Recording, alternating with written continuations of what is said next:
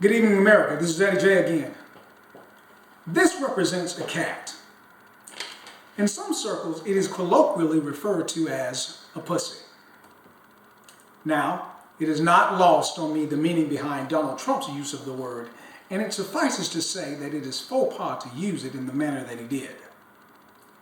While I think it's simply an indication that we are all inclined to do or say things we should not when we think no one is watching, I'll agree that gentlemen should not talk that way. Least of all, he who is vying to be the statesman of America. Still, let me put it further into context with this point. Ladies, correct me if I'm wrong, because I could be. The rumor mill is that similar conversations held by women tend to be much more explicit than that which was recorded between Billy Bush and Donald Trump. Also, because this occurred 10 years ago, it suggests that many of us are being hypocritical and inordinately judgmental in our reactions. Let's give his social blunders some perspective. We'll do this by comparing it to Clinton's email scandal and judging their relative levels of importance. This represents a document containing secrets vital to America's national security. Those given the responsibility of handling this piece of paper endure hours of training to prevent their accidental or unintentional release into the hands of those who would seek to do us harm, as doing so would subject the handler to criminal prosecution. Part of that process is agreeing to follow certain rules to ensure the handler's compliance.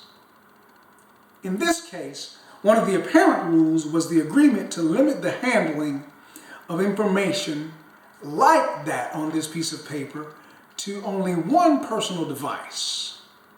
Using no personal devices would be preferable, but it's understandable that the Secretary of State would be given some flexibility.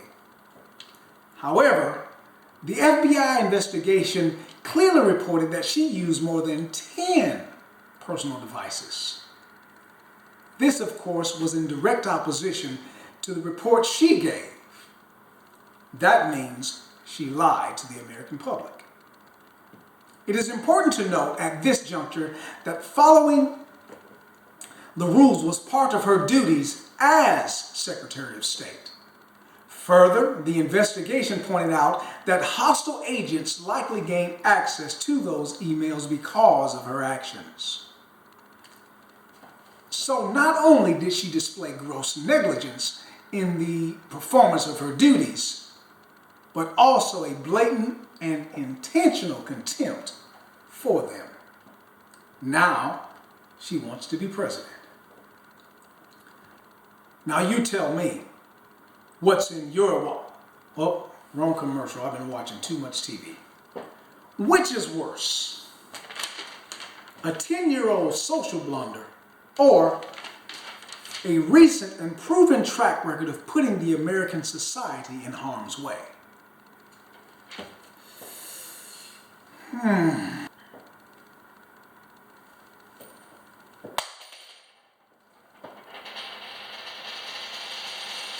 Who knew? This is worse. Tune in next time and you'll hear from a man who ain't never lied.